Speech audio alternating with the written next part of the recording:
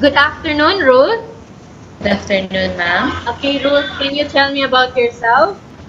My name is Ruth Candelario, 28 years old, and single. Okay, Ruth, I have a few questions for you to answer, so let's start. Why do you want to work as a maid?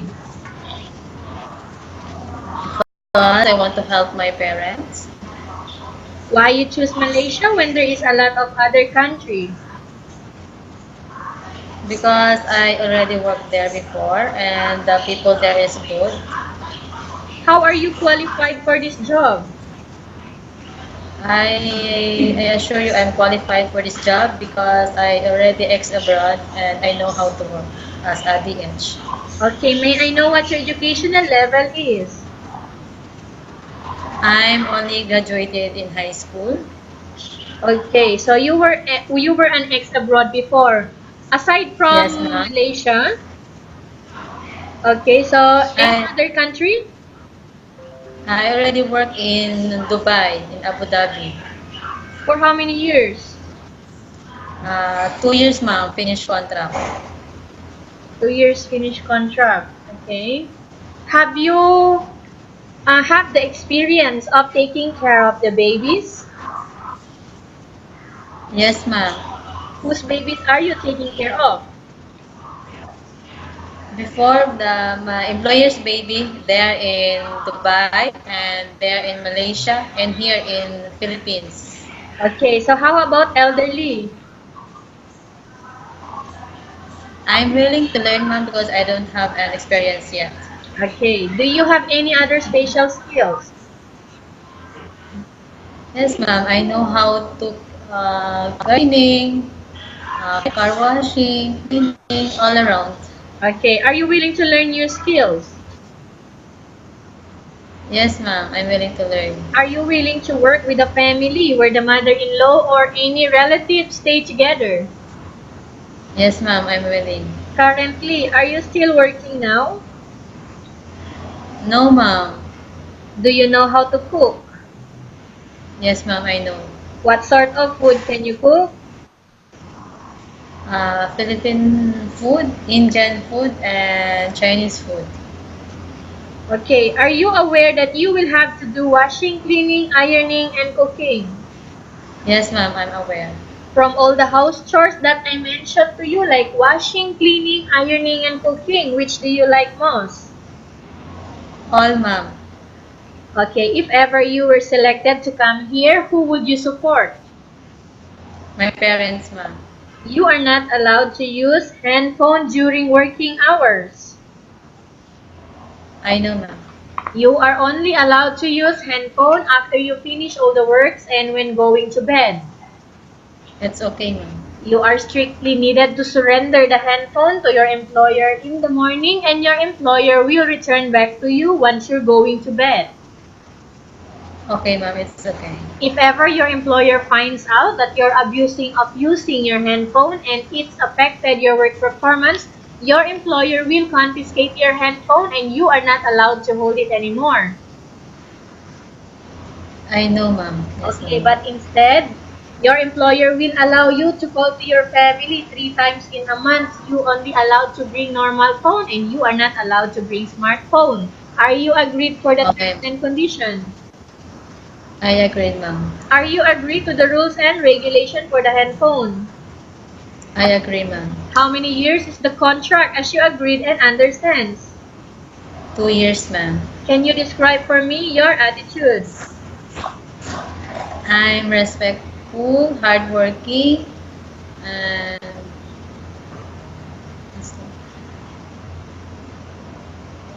that's all. How can you assure to us that you will work hard in Malaysia? I can assure you because I want to help my parents here in Philippines. Can you promise not to use the telephone without the permission of your employer? I can promise, ma'am. Can you promise not to put on makeup but to dress properly while work? I can promise, ma'am. Can you promise not to invite friends and relatives without the consent of your employer? I can promise, ma'am. Can you promise not to ask for advance salary from your employer under any circumstances? I can promise, ma'am. Do you really understand of the rules and regulation of the agency? Yes, ma'am, I understand. Do you pay any placement fee for you to come to Malaysia to work as a maid? No, no placement fee. Okay. Do you have any history of sickness, breast cancer, or any other illness? No, ma'am. Do you suffer from any skin diseases, allergies, or physical defect? No, ma'am. Have you suffered from any serious illness? No, ma'am. Do you smoke? No, ma'am. Have you undergone any operation before? No, ma'am. Are you medically fit or are you fit to work? Fit to work. Are you in any medication right now? No, ma'am. Are you allergic with any food? No, ma'am. Are you prepared to work for the employer of different races? Sorry? Are you prepared to work for the employer of different races? I cannot hear, ma'am. Sorry. Okay, I will repeat. Are you prepared to eat the type of food taken or given by your employer?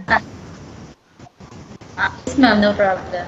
Okay, so are you prepared to work for the employer of different races?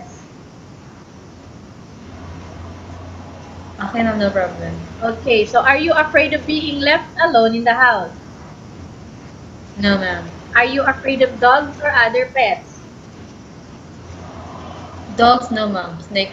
I Okay, afraid. so you are afraid of snakes only. Yes. Okay, so dog, cats, no problem. No problem. Can you promise to work according to instruction from your employer? Yes, ma'am. I'm willing. Do you have any family members working in Malaysia? No, ma'am. Only my employer. Okay, so we have finished our question section. Let's proceed for case study. I have a case study and I want you to respond truthfully. Upon arrival in Malaysia, within 6 months only, if ever one of your family members passed away, what will you do, Ruth?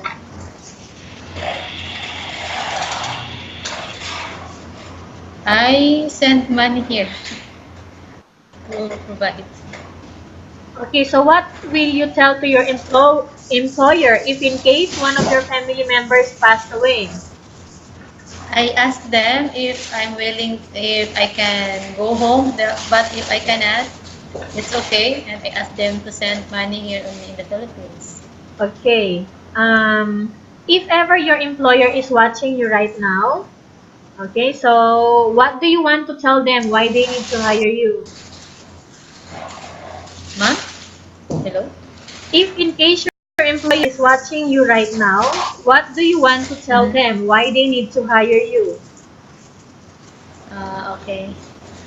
Hi, ma'am. I'm Ruth, and if you hire me as your maid, I can assure you that I work hard, and if you have a kids, I will take care of your kids, and I assure you I can finish my contract. Tell us about yourself again. Uh, Hi, ma'am. I'm Ruth Candelario. I'm 28 years old, and I'm single, and I'm willing to work there. If you hire me, I can assure you that I can work hard in your house, and I can taking care of your baby have, and I can assure you that I can finish my contract. Okay, thank you very much, Ruth. We will update to your agency if there is any selection made by the employer. Okay, ma'am. Thank you.